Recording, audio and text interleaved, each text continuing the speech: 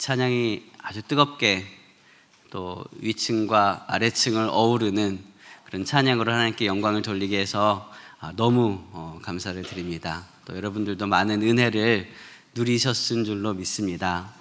더 뜨겁게 기도하면서 하나님을 경험하는 그런 시간들로 보내셨으면 좋겠습니다. 얼마 전 뉴스를 보니까 어제였나요? 오늘 아침이었나요? 보니까 코로나 바이러스 감염증이라는 이 말이 또 바뀌었어요. 코로나 19 이게 정식 명칭으로 바뀌었더라고요. 이번 이 질병이 굉장히 대단한 것 같아요. 처음에는 우한폐렴이라고 이렇게 불려지다가 아니다, 이거의 진짜 이름은 코로나 바이러스 감염증이다 이러면서 이제 공식 명칭으로 정해졌다가 이제는 코로나19라는 그런 정식 명칭이 또 이렇게 바뀌어서 공식적으로 발표가 되었습니다.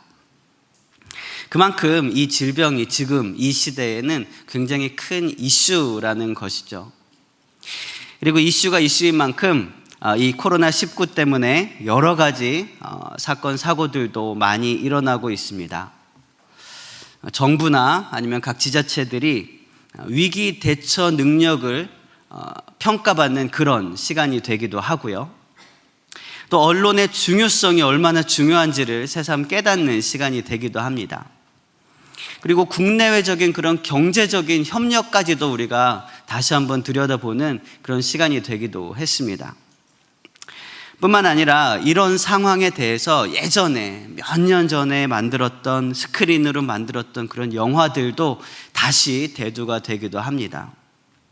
그리고 심지어는 이런 틈을 타서 자기 개인의 입속을 챙기려는 사람들도 막 드러나게 되었습니다. 마스크 같은 거를 막 이렇게 매점매석하려고 그렇게 한다든지 아니면 뭐 어떤 유튜버들은 이런 두려운 그런 심리들을 가지고 자기의 그 조회수나 뭐 구독수를 늘리려고 호기심 있는 그런 영상들을 막 이렇게 거짓말로 퍼뜨리기도 하고 그런 것들을 봤습니다. 이런 위기 상황 속에서 사람들의 민낯이 막 드러나는 거죠. 근데 그 중에서요, 저는 한 가지 뉴스 기사를 보게 됐는데요. 굉장히 재밌는 것은 어떤 무속인이 3월 15일부터 20일 사이면 이 질병이 끝난다라고 이렇게 점을 쳤다는 거예요.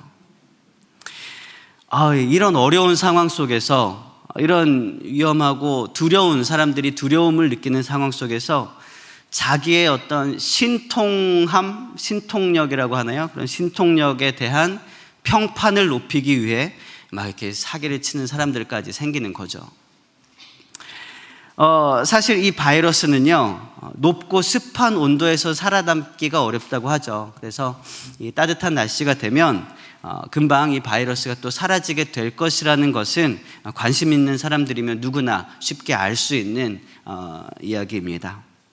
그럼에도 불구하고 사람들은요, 이렇게 점을 치는 거에 대해서 무속인들이 이렇게 미래를 봐주는 것들에 대해서 터부시 여기면서도 동시에 굉장히 궁금하거나 뭐 잘 안 풀리거나 그럴 때는 이렇게 믿고 따라가기도 하고 그런 사람들을 많이 봅니다.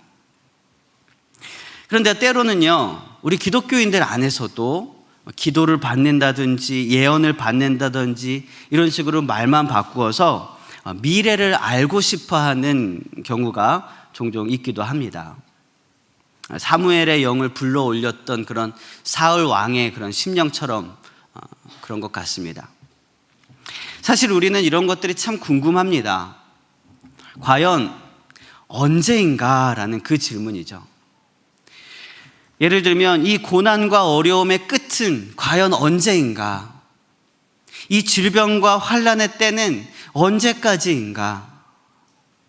언제쯤 되면 이러한 고통과 억압이 끝나고 회복될 것인가? 자유를 누릴 것인가? 이런 언제라는 그런 질문이 우리에게는 굉장히 많이 호감을 느끼기도 하고 궁금증도 일으키는 그런 질문입니다. 이런 것에 대해서 우리는 잘 알지 못하기 때문에 때로는 두려워하고 또 때로는 더 하나님을 의지하기도 합니다. 어쩌면 이 모든 궁금증과 관심은 바로 때와 시기에 관한 것이라고 말할 수 있을 것입니다. 때와 시기에 관한 것이죠. 근데 여러분, 사실 우리가 궁금해하고 좀 더 집중해야 될 문제는요, 이 때와 시기에 대한 문제가 아니라 훨씬 더 중요하고 가치 있고 관심을 가져야 할 것이 있는 건데요. 그게 뭐냐면 성령의 권능으로 증인된 삶을 살아가는 것입니다. 예수님 당시에 제자들이 있었습니다. 그리고 그 당시에 이스라엘 백성들이 있었습니다. 그들에게 있어서 가장 큰 이슈는 무엇이었냐 하면은요, 수백 년 동안 로마에 의해서 억압되고 있던 이 나라가, 이스라엘 나라가 언제 주님의 약속대로 회복될 것인가, 이것이 모든 이스라엘 백성들에 있어서 공통적인 이슈였어요. 큰 이슈였습니다. 언제 독립할 수 있을 것인가, 언제 구약에 얘기한 그 메시아가 와서 우리 나라를 독립시켜 줄 것인가. 이것 때문에 제자들이 예수님을 따르기도 했고요, 또 그 해결책으로 예수님을 정치적 메시아라고 생각했던 자들도 적지 않았습니다. 당시에 그렇게 큰 이슈인 회복, 특별히 이스라엘 회복의 때와 시기를 물어본 제자들에게 예수님께서는 어떤 대답을 하셨습니까? 오늘 본문의 대답인데요, 이 대답을 통해서 우리도 지금 무엇을 구하고 또 어떤 삶을 살아야 하는지를 함께 묵상하면서 결단하는 그런 복된 시간이 되시기를 축복을 드립니다. 오늘 본문은요, 너무나도 많이 읽기도 했고요, 또 묵상도 했고요, 또 암송도 하는 그런 말씀입니다. 우리 오늘 본문 중에서 사도행전 1장 8절 말씀을 다시 한번 여러분의 성경책으로 함께 읽어보도록 하겠습니다. 시작. 오직 성령이 너희에게 임하시면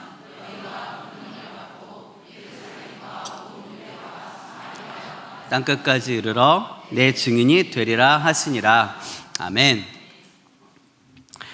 오늘 말씀 보면 어떻게 시작합니까? 오직 성령이 이렇게 시작합니다.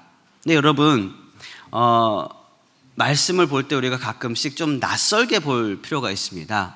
처음 보는 글인 것처럼, 처음 보는 말씀인 것처럼 보면은요, 왜 앞에다가 오직이라는 말을 붙였을까? 오직 성령이 임하시면. 이게 사실은 좀 어색한 표현이거든요. 그냥 성령이 임하시면 너희가 이러이러해서 증인이 되어라, 이렇게 말씀하실 수도 있었어요. 아니면 다른 말도 있었을 것입니다. 언젠가 성령이 임하시면 이렇게 얘기할 수도 있었고요. 혹은 분명히 너희에게 성령이 임하실 텐데 그러면 이렇게 해서 증인이 될 것이다, 이렇게 말씀을 하실 수도 있었을 거예요. 오히려 이 오직 성령이 임하시면 이 표현이요, 사실은 우리가 많이 쓰고 외우고 읽고 그래서 이렇게 자연스럽게 느껴지지, 문법적으로 보면 굉장히 어색한 표현이거든요. 근데 이 오직이라고 한 이유가 무엇일까요? 사실 이 오직이라고 하는 말은요, 영어 성경에 보면은 뭐 just라든지 only라든지 그렇게 표현되지 않고요, but 이렇게 표현되어 있습니다. but. 아까 막 찬양도 영어로 막 찬양을 하길래 저는 갑자기 저걸 어떻게 읽는 거더라, 막 이렇게 영어를 못 읽어서 앞으로 한글로도 좀 밑에 써줬으면 좋겠어요.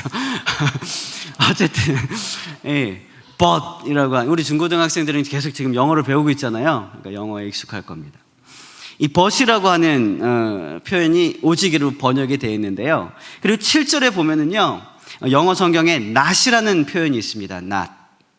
그러니까 not but인 거예요. 이 not but, 이게 뭡니까? 중고등학생들 많이 알죠? 요즘 배우는 거잖아요. 막 우리는 다 배워서 까먹은 거고요.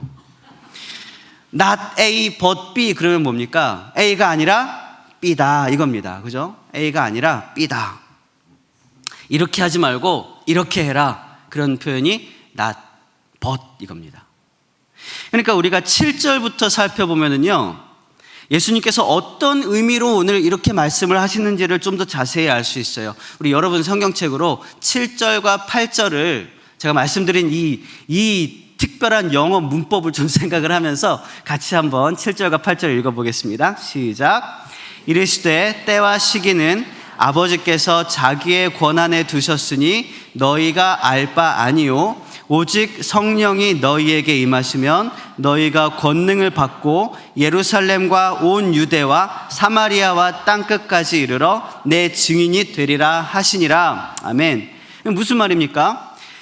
때와 시기는 너희가 알 바 아니다. 그러니까 not 때와 시기, but 증인되는 삶입니다. 우리가 알 바는 때와 시기에 대해서 알 바가 아니고 증인되는 삶에 대한, 증인에 대한 그런 약속, 이것이 우리가 알 바고 우리가 신경 써야 될 것이고 우리가 중점적으로 살아가야 하는 삶의 방식이라는 거죠. 왜 예수님께서 이렇게 얘기를 하셨습니까? 왜냐하면요, 6절에 보니까 제자들이 질문을 했기 때문이에요. 뭐라고 질문을 했습니까? 6절도 한번 볼까요? 6절입니다. 시작. 그들이 모였을 때 예수께 여쭈어 이르되 주께서 이스라엘 나라를 회복하심이 이때니까. 뭐라고 물어보니까 주께서, 예수님께서, 당신께서 이 억압되고 억눌려 있는 이 이스라엘 나라를 회복시키실 때가, 그 시기가 지금 바로 이때입니까? 라고 물어보고 있는 거예요. 그때가 바로 지금입니까? 라고 물어보는 거예요. 그렇게 때와 시기에 대해서 제자들은 예수님께 물어봤다는 거죠. 도대체 언제 우리의 이 로마로부터의 억눌리는 이 시기가 끝나게 되는 것입니까? 이걸 물어보고 있는 것입니다. 그것은 사실은 우리들에게도 마찬가지입니다. 우리도 하나님 앞에 물어봅니다. 하나님, 언제까지입니까? 하나님, 어느 때가 돼야지 이 고난이 끝나는 것입니까? 이 어려움과 이 환난이 끝나는 건 언제입니까? 그때가 언제입니까? 우리에게는요, 이 때와 시기가 굉장히 중요한 문제입니다. 굉장히 궁금하기도 하고, 때로는 이것 때문에 우리는 잘못된 길로 빠지기도 합니다. 너무 궁금하고 답답해서 점쟁이들에게 찾아가기도 하고요. 우리는 아니지만 어떤 누군가는. 또 혹은 절망을 하거나 좌절을 하는 그런 이유도 이 때에 대해서 잘 모르기 때문입니다. 고난을 당하면 이 고난의 끝이 언제인가? 어려움에 처하면 이 어려움이 언제 끝나는가? 우리는 이것을 알 수 없기 때문에 더 좌절하고 절망하게 되는 거예요. 지금 우리에게 처해진 이 코로나19라는 이 바이러스 때문에 우리가 걱정하고 두려워하고 염려하는 것도 어쩌면 이것 때문일 것입니다. 이렇게 전 세계가 신종 바이러스로 인해서 두려움을 가져야 하는 것이 언제까지 지속될 것인가? 라는 이 질문 때문이기도 한 거죠. 그런데요, 하나님께서는요, 예수님께서는요, 제자들에게 이렇게 대답합니다. 우리로 하여금 때와 시기를 모르게 하신 거라는 거죠. 이 때와 시기는 하나님의 권한에 있다는 것입니다. 그러니까 이 때와 시기에 대해서 안다고 하면 이건 뭡니까? 거짓말이에요. 사기입니다. 그런 제자들을 향해서 예수님께서 이렇게 말씀하셨습니다. 너희가 신경 써야 될 것은 이스라엘의 회복이 아니다. 오직 다만 증인되는 그런 삶에 대해서 너희가 초점을 맞추고 신경 써서 살아가라. 이것이었습니다. 이 이스라엘 백성들이, 또 이 제자들이 일평생토록 수백 년간 역사적으로 간절히 기다려왔던 그 이스라엘의 회복보다 더 중요한 것이 바로 증인으로서의 사명이라는 것입니다. 그리고 이 말씀을 마지막으로 하고 예수님께서는 9절에 보니까 하늘로 들려 올라가셨습니다. 제자들은 이 말씀을 듣고 승천하는 예수님을 바라보면서 그 순간 깨달았죠. 이것이 예수님이 이 땅에서 마지막으로 하신 말씀이구나. 증인되어라는 그 말씀이 우리에게 전하시는 마지막 말씀이구나. 그 이후에 사도들은요, 예수님의 이 말씀을 마음속 깊이 새겼습니다. 그래서 나중에 이 11명에서 한 명 더 사도를 뽑게 되잖아요. 그 한 명 더 사도를 뽑는 그 기준도 이 증인으로서의 역할을 감당할 만한 사람을 기준으로 해서 뽑게 되는 거죠. 예수님과 함께 거했고 요한의 세례를 받은 이후로부터 우리와 함께 출입했고 예수님의 십자가 죽으심과 부활하심을 다 목격한 사람을 12번째 사도로 세워야겠다. 이렇게 모든 사도들이 의견을 모은 것입니다. 결국 사도들의 사명이라는 것은 증인의 사명이라는 것입니다. 그러면 이 증인으로서의 삶, 이 증인으로서의 사명이 과연 무엇일까요? 결론부터 얘기하자면 성령의 임재하심으로 직접 경험한 예수 그리스도의 십자가 복음을 전하는 삶입니다. 그게 증인으로서의 삶입니다. 여러분, 성령의 권능으로 증인된 삶을 사시는 저 여러분이 되시길 바랍니다. 이 증인이라는 말은요, 사실은 법적 용어입니다. 그렇기 때문에 증인으로 세워진 사람은 몇 가지 법적인 의무가 있습니다. 증인은 꼭 해야 될 것이 있고요, 반드시 하지 말아야 할 것이 있습니다. 절대로 하지 말아야 될 것이 있어요. 마찬가지로 우리도 주님께서 증인으로 우리를 부르셨기 때문에 하나님 앞에서 꼭 해야 되는 것이 있고 절대 하지 말아야 되는 것이 있습니다. 가장 먼저 증인은요, 침묵하지 말아야 됩니다. 여러분, 죄인들은요, 침묵하는 게 권리입니다. 무슨 권리입니까? 묵비권이라 그러죠. 묵비권. 죄인이 묵비권을 행사하면은요, 그거는 죄인에게 있어서 권리를 행사하는 거예요. 해도 되는 겁니다. 자기가 불리할 때 묵비권을 행사할 수 있는 겁니다. 그러나 증인에게 있어서 침묵은 권리가 아닙니다. 증인은 반드시 자기가 경험한 것을 증언해야 합니다. 증언하지 않으면 증인이 아니라는 거예요. 죄인들은 왜 침묵을 할까요? 어쩔 때는 오히려 이 죄인이 침묵하고 있는 것이 본인에게 훨씬 더 유리하기 때문입니다. 본인이 벌을 안 받을 수 있기 때문에 침묵하는 거예요. 그런데요, 예수님도 재판을 받으실 때 묵비권을 행사하신 적이 있습니다. 침묵하셨어요. 마가복음 14장과 15장에 보면 예수님이 2번 재판을 받으십니다.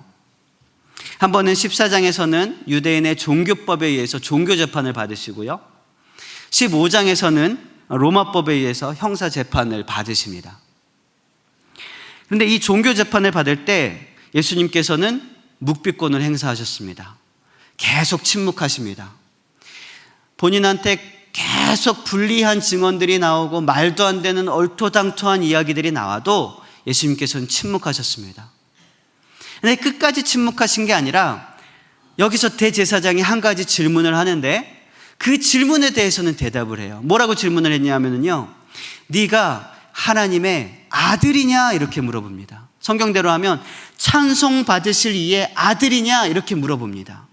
그때 예수님은요, 다른 건 다 대답해도 여기에서만큼은 침묵을 하셔야 되는데 다른 건 다 가만히 계시다가 여기서 대답을 하십니다. 내가 그로라 이렇게 대답을 하시는 거예요. 이 종교재판에서 가장 큰 죄목이 있다면 무엇이겠습니까? 바로 신성모독이겠죠. 하나님의 아들이라고 스스로 이 재판정에서 대답한 이 예수님은요, 결국 이 종교재판에서 신성모독이라는 죄를 덮어쓰게 됩니다. 그리고 이 바리새인과 서기관들과 대제사장들이 예수님을 형사재판으로 넘깁니다. 마가복음 15장에 보면 빌라도에게서 형사재판을 받는데요, 이 형사재판 중에 빌라도가 예수님께 여러 가지 이야기들을 합니다. 그리고 주변에서 수많은 고발들이 막 들어옵니다. 말도 안 되는 것들이 막 들어오죠.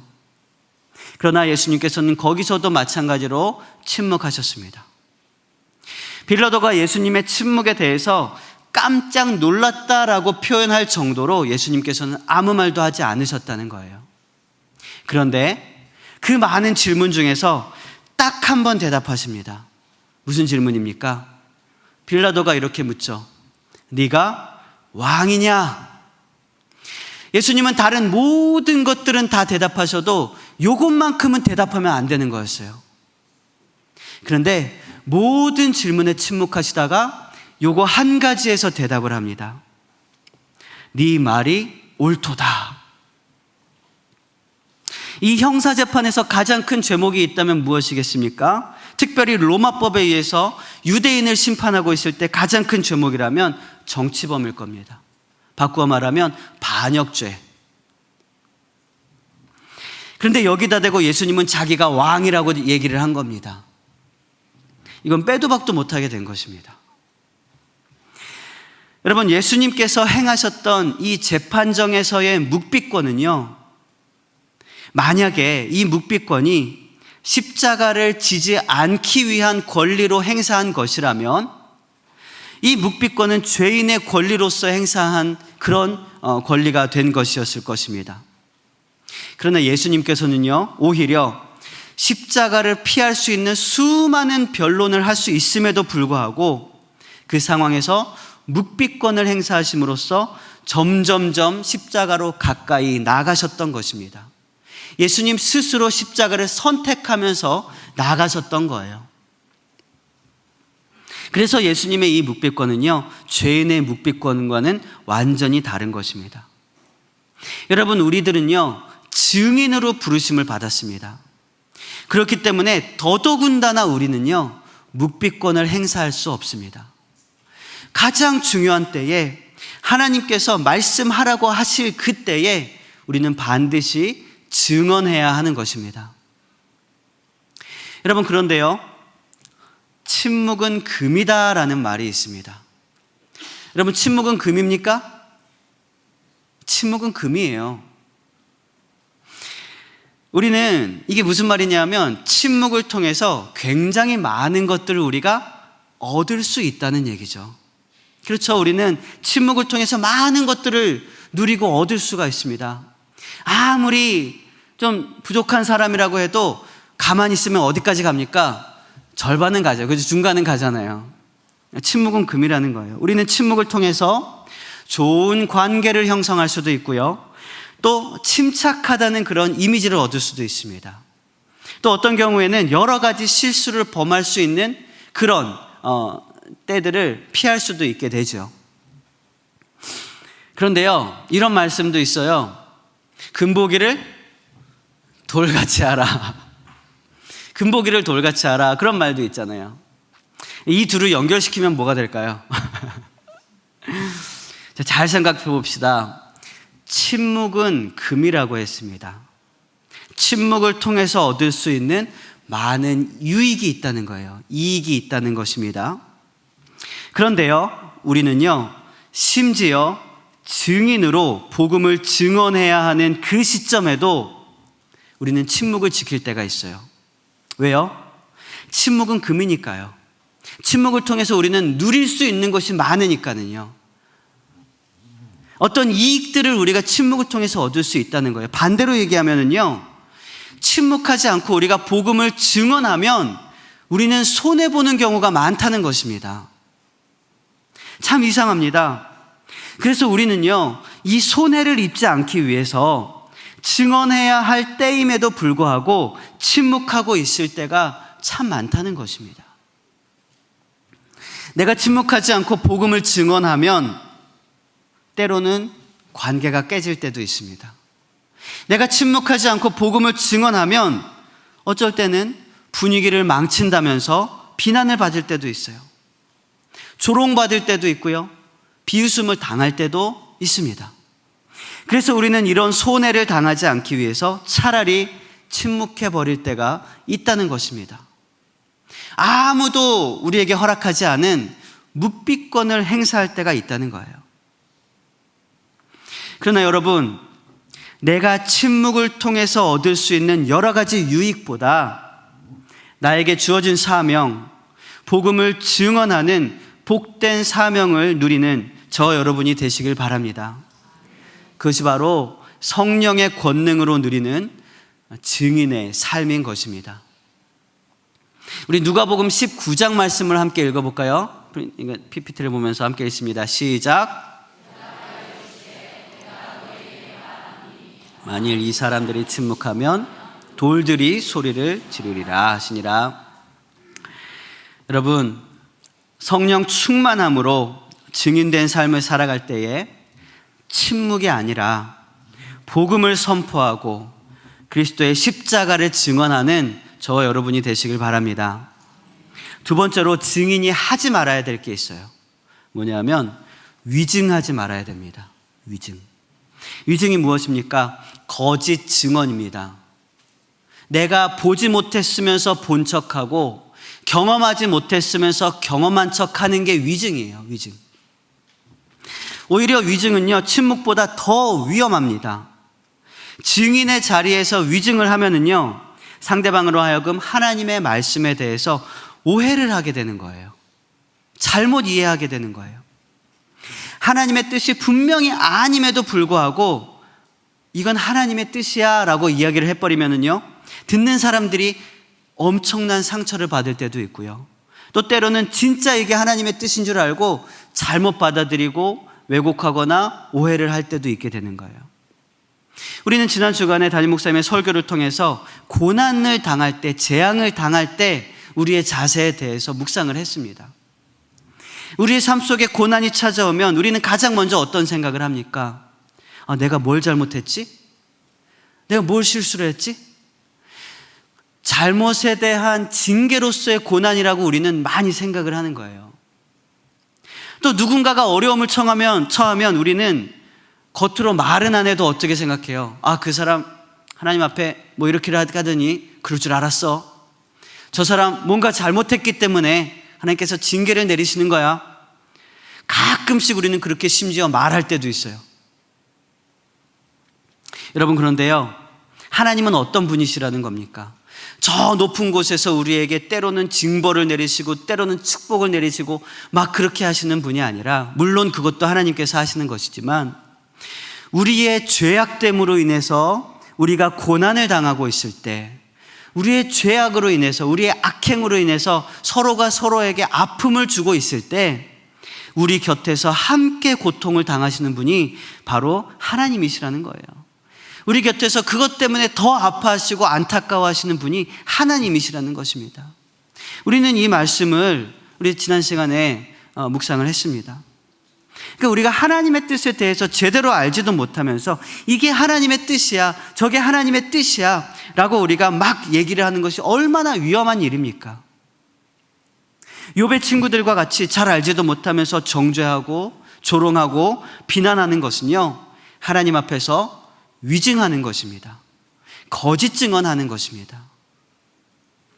여러분, 증인은요, 반드시 직접 경험한 것을 증언해야 됩니다. 직접 보고 직접 들은 것, 내가 겪은 것을 증언해야 되는 것입니다. 남의 경험을 내 경험으로 말하면 안 돼요. 아무리 은혜로운 경험이라고 해도 그것을 내 경험처럼 이야기하는 것은 위증인 것입니다. 남의 경험은 그냥 남의 경험인 것입니다. 그러면 여러분, 우리가 어떻게 주님의 증인이 될 수 있을까요? 11제자 중에서 12번째 제자를 뽑는 기준이 예수님과 동행하였고 예수님의 죽으심과 부활을 직접 목격한 사람으로 그 증인, 그 사도를 뽑는 기준이 되었는데요. 그러면 우리는 어떻게 예수님의 그 삶과 죽음과 부활을 경험할 수 있겠습니까? 이미 2000년 전에 있었던 일인데요. 그래서 우리에게 반드시 필요한 게 뭐냐 하면요, 성령님의 임재하심입니다. 왜냐하면 성령님이 임재하신다는 것은요, 성령님께서 내 안에 머무르시고 나의 주인이 되신다는 의미이기 때문입니다. 그래서 내가 증언하는 것이 아니라 내 안에 계신 성령님께서 증언하시도록 하면 이건 위증이 안 되는 거예요. 자, 우리 로마서 8장 말씀을 함께 읽어보겠습니다. 시작. 성령이 친히 우리의 영과 더불어 우리가 하나님의 자녀인 것을 증언하나니, 우리가 하나님의 자녀라는 것을 누가 증언하는 겁니까? 성령님이, 내 안에 계신 성령님이 증언하는 것입니다. 우리가 어떻게 하나님의 자녀가 되었습니까? 예수 그리스도의 십자가로 인해서 우리는 하나님의 자녀가 된 거예요. 우리의 모든 죄가 다 대속받아서 하나님의 자녀로 부름을 받을 수 있게 된 거죠.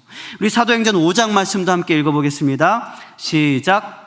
우리는 이 일의 증인이요 하나님이 자기에게 순종하는 사람에게 주신 성령도 그러하니라 하더라. 성령님이 우리 안에서 증인이 되시고 증언하신다는 것입니다. 그래서 오늘 본문을 보면은요, 이 증인의 첫 번째 조건이 뭐냐 하면 성령이 임하시면이라는 거예요. 성령이 임하시지 않으면 우리는 증인될 수 없다는 것입니다. 성령이 임하시면 우리가 증인될 수 있다는 거예요. 예수님의 이 당시의 제자들은요, 사실 예수님이 승천하시던 모습을 보던 그 시간에, 그 당시에도 증인으로서의 충분한 자격이 있었습니다. 왜냐하면 이미 예수님과 동행하는 그런 삶을 살았고요, 예수님의 죽으심도 보았고요, 부활하심도 보았고요, 방금 직전에 부활 승천하시는 것까지 다 자기 눈으로 봤거든요. 충분히 증인의 자격이 있었습니다. 그런데도 불구하고 예수님께서는요, 약속한 그것을 받기 전에는 예루살렘을 떠나지 말고 모여서 기도하라고 말씀을 하셨습니다. 그러니까 증인으로서의 사명을 감당하기 위해선 눈으로 예수님을 보고, 눈으로 그 죽음을 보고, 눈으로 부활을 보고, 눈으로 부활 승천을 보는 것보다 더 중요한 게 있었는데, 그게 뭐냐면 성령의 임재하심이라는 거죠. 성령의 임재하심이라는 거예요. 성령의 충만한 임재라는 것입니다. 같은 이치로 볼 때에 증인으로서의 모든 조건을 충족했던 이 사도들도 성령의 임재하심 이후에 증인으로서의 사명을 감당하기 시작한 것입니다. 우리도 마찬가지예요. 성령의 임재하심을 통해서 예수 그리스도의 죽음과 부활이 우리에게 직접적으로 영향을 미치는 사건이 되는 것입니다. 우리가 그 죽음과 부활의 십자가 사건의 증인이 될 수 있는 거예요. 2000년 전에 예수님께서 죽으신 그 죽음이 오늘을 살고 있는 우리에게 의미가 있는 것은, 죄로 인하여 죽을 수밖에 없는 우리가 그 십자가의 죽으심으로 대속함을 받아서 하나님 나라를 허락받았고 또 그 소망으로 살아갈 수 있게 되었기 때문입니다. 여러분, 이 십자가의 사건을 저 여러분의 직접적인 사건으로 받아들이시길 바랍니다. 우리는 증인입니다. 성령의 권능으로 증인의 삶을 살아가야 합니다. 성령의 권능은요, 십자가의 대속의 사건을 그대로 증언하기 위해서 꼭 필요한 조건인 것입니다. 여러분, 성령 충만하심으로 위증하지 말고 담대하게 우리가 보고 듣고 경험한 예수 그리스도의 십자가를 증언하는 저와 여러분이 되시길 바랍니다. 우리가 증인으로서의 하지 말아야 할 것들에 대해서 잠깐 보고 있는데요, 첫 번째는 뭐 하지 말라 그랬습니까? 침묵하지 말라 그랬어요. 두 번째는 위증하지 말라 그랬어요. 거짓 증언하지 말라 그랬습니다. 세 번째는요, 우리는요, 변호하지 말아야 됩니다. 여러분, 변호사가 변호하기 위해서 어떤 작업들을 하는지 아십니까? 이 사건에 대한 모든 정보를 모읍니다. 유리한 정보들 뿐만 아니라 불리한 정보들도 다 모아요. 원고와 피고의 모든 관계와 행동 성향과 성격이나 소속이나 평소의 습관들까지 모든 정보를 다 모읍니다. 그리고 그 안에서 이렇게 할 수밖에 없었던 상황을 최대한 논리적으로 또 이해할 수 있도록 변호하는 것이 이 변호사의 임무죠. 그렇게 해서 결국 형량을 줄이거나 무죄를 증명하는 것이 변호사의 역할인 것입니다. 근데 여러분, 우리가 하나님을 변호하려면 일단 뭘 해야 됩니까? 하나님에 대한 모든 자료를 모아서 하나님에 대해서 완벽하게 이해를 해야 됩니다. 근데 이게 가능합니까? 우리가 아무리 자료를 모으고 공부를 하고 성경을 판다고 해도 우리는 하나님에 대해서 100% 이해할 수가 없습니다. 아주 조금이라도 이해할 수가 없어요. 하나님의 그 사랑이 얼마나 큰지, 그 은혜가 얼마나 큰지도 모르고, 반대로 그 진노와 그 공의가 얼마나 무서운지, 그 재앙이 얼마나 두려운지도 우리는 모릅니다. 그런데 내가 하나님을 변호할 수 있을까요? 아무리 공부를 많이 한들, 기도를 많이 한들 하나님을 변호할 수 있을까요? 내가 하나님을 변호하겠다는 것은 오히려 내가 다 하나님을 이해할 수 있다, 내가 하나님을 다 알고 하나님의 섭리들을 다 설명할 수 있다라고 하는 교만에서부터 시작되는 것일 수 있습니다. 여러 가지 영적인 상황들, 또 역사 속에서 일어나고 있는 하나님의 섭리들, 이해할 수 없는 신비한 어떤 현상들, 이 모든 것들을 우리는 다 설명할 수도 이해할 수도 없습니다. 그렇기 때문에 이 변호의 끝은 위증이 될 수밖에 없는 것입니다. 물론 한두 번 정말 이 변호가 먹힐 수도 있어요. 하지만 원칙적으로 우리는요, 하나님을 변호할 수 없고요. 또 하나님께서도 우리를 부르시면서 나를 좀 변호해라 그렇게 부르시지 않았습니다. 변호사로 우리를 부르신 게 아니라 증인으로 우리를 부르셨다는 사실을 기억하시길 바랍니다. 예전에 어떤 정치적, 요즘도 마찬가지겠지만 정치적으로 높은 사람들에 관련해서 재판이 있을 때에 증인으로 누군가가 부름을 받았습니다. 그러면 이 증인들이 어떤 때는요, 증언을 하는데 막 진땀을 뺍니다. 왜 그런가 보면은 이 증인이 증언을 하지 않고 변호를 하려고 그러니까 이게 진땀을 빼는 거예요. 어려움을 당하는 거예요. 증인이 그저 증언만 하는 것은요, 결코 어려운 일이 아닙니다. 어떤 증인들은요, 뭔가 어떤 의도를 가지고 뭔가를 자꾸 변호하려고 하니까 이게 증인석이 가시방석이 되는 겁니다. 여러분, 우리도 전도하려고 할 때 믿지 않는 사람들 앞에서 기독교를, 하나님을, 교회를 변호하려고 하면 이게 가시방석이 돼요. 우리는 변호사가 아닙니다. 증인입니다. 나에게 행하신 하나님의 역사들을 그냥 증언하면 되는 것입니다. 여러분, 때로는 모르면 모른다고 하는 것이 가장 정확한 증언입니다. 변호하지 말고 증언할 수 있는 저 여러분이 되시길 바랍니다. 그런데요, 이 증인으로서의 부르심이 있어요. 증인이 되리라 라고 말씀하신 사도행전 1장 8절의 이 말씀이요, 여러분, 명령입니까? 약속입니까? 명령일까요? 약속일까요? 이 말씀이 우리에게 참 익숙하고 능력이 되는 말씀인데, 이 말씀을 우리가 명령으로 받아들이느냐 아니면 약속으로 받아들이느냐에 따라서 우리의 삶의 방식이 달라집니다. 여러분, 이 말씀은요, 약속입니다. 뭐라고 되어 있습니까? 증인이 되리라 라고 되어 있습니다. 증인이 되어라 이게 아니라 증인이 될 것이다. 누가 하시겠다는 거예요? 하나님께서 우리를 증인으로 만들겠다는 것입니다. 이 약속이 바로 회복보다 더욱 중요한 하나님의 거룩한 약속입니다. 이 증인된 삶의 약속이 바로 우리가 일평생 따라가야 할 삶의 목적이고 또한 주님께서 가신 길인 것입니다. 이 약속을 위해서 우리는 반드시 한 가지 조건을 충족시켜야 되는데, 그게 뭐냐 하면 성령의 권능을 받아야 한다는 것입니다. 이 성령의 권능으로만이 우리는 증인의 삶을 살게 되기 때문입니다. 이 성령의 권능으로만이 우리는 예수 그리스도의 십자가를 경험할 수 있기 때문이에요. 경험한 것만이 우리를 증인으로 만들 수 있습니다. 그리고 우리는 그 십자가에서 우리의 죄가 완전히 깨어지는 것을 보게 됩니다. 성령의 충만함으로 우리는 우리를 향하신 하나님의 그 사랑의 음성을 들을 수가 있는 것입니다.